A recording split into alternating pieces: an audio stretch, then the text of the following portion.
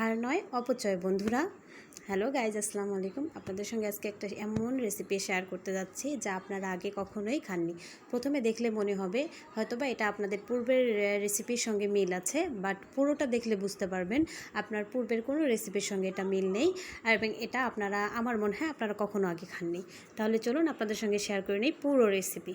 আপনারা দেখতেই পাচ্ছেন, প্যানের মধ্যে সামান্য তেল দিয়ে আমি দিয়ে দিয়েছি এখানে লাউয়ের খোসা বা ছাল। এটাকে এভাবে ঢেকে ঢেকেই ভেজে নেব। আর এভাবে ঢেকে ঢেকে ভেজে নেওয়ার কারণ হচ্ছে এটাকে ঢেকে দিলে ভাজার সঙ্গে সঙ্গে সিদ্ধও হয়ে যাবে। এটাকে কিছুক্ষণ পর পর নেড়ে চেড়ে নিতে হবে, তারপর আবার ঢেকে রাখতে হবে, আবার কিছুক্ষণ পর নেড়ে দিতে হবে, আবার ঢেকে রাখতে হবে। এটা এভাবেই আমি রান্না করে নিব, রান্না বলতে ভেজে নিব বা সেদ্ধ করে নিব।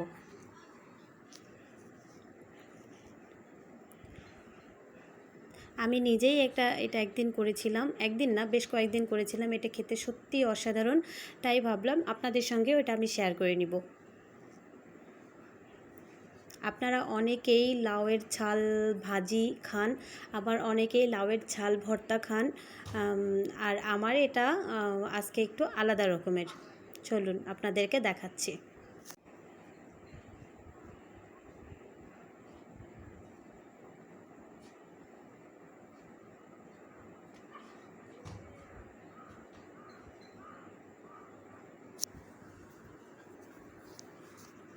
আমি মোটামুটি সব রান্নাই স্বল্প তেলে করার চেষ্টা করি।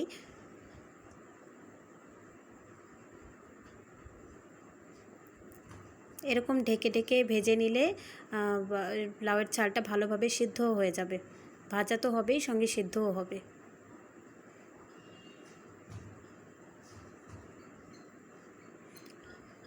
আপনাদের কার কার লাউ খেতে ভালো লাগে অবশ্যই কমেন্ট করে জানাবেন। ছাল আমার হয়ে গেছে। এবার আমি বাদাম ভেজে নিব কিছুটা। দেখেন আমি বাদামগুলো ভেজে নিচ্ছি।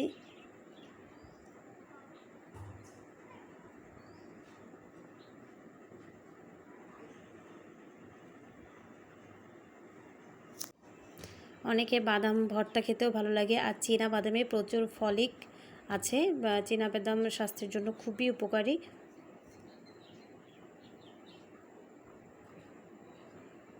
এখানে এক মুঠোর একটু বেশি বাদাম আছে। বাদাম ভাজাও আমার মোটামুটি শেষ পর্যায়ে।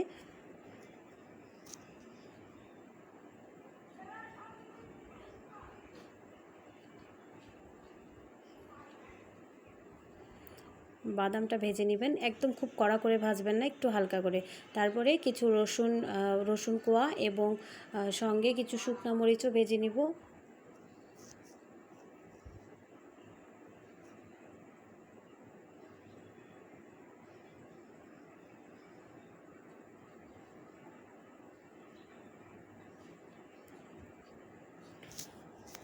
এর সঙ্গে কিছু পেঁয়াজও দিয়ে দিচ্ছি।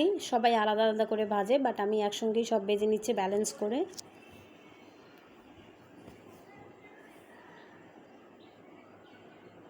রসুন কোয়াগুলো একটু বড় বড় ছিল বিধায় এগুলোকে আমি মাঝখান দিয়ে কেটে দুভাগ করে করে নিয়েছি।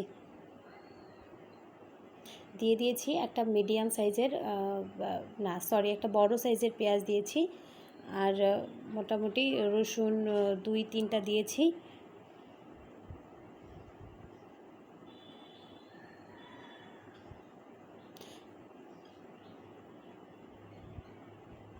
এবার এটাকে ভালোভাবে নেড়ে চেড়ে ভেজে নিতে হবে।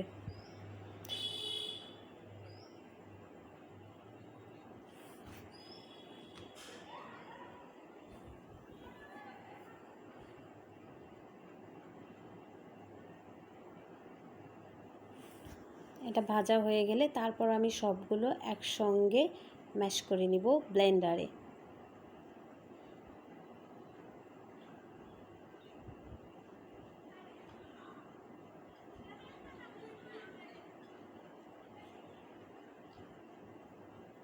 আমার এগুলো ভাজা হয়ে গেছে, দেখুন কালার চলে এসেছে। এবার এগুলোকে নামিয়ে নিব। এবার একটা ব্লেন্ডারের জারে দিয়ে দিব লাউয়ের খোসাগুলো, আর তারপরে দিয়ে দিব বাদামগুলো। দিয়ে এটা ব্লেন্ড করে নিব।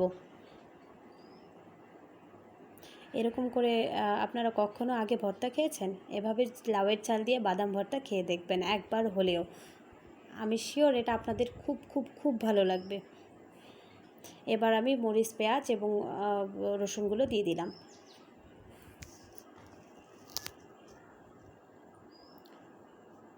এবং সত্যি এটা একটা আমেজিং রেসিপি, আপনারা একবার করে খেয়ে দেখবেন, এটা খুবই ভালো লাগে খেতে, খুবই সুস্বাদু হয়। এই যে দেখুন ভর্তাটা।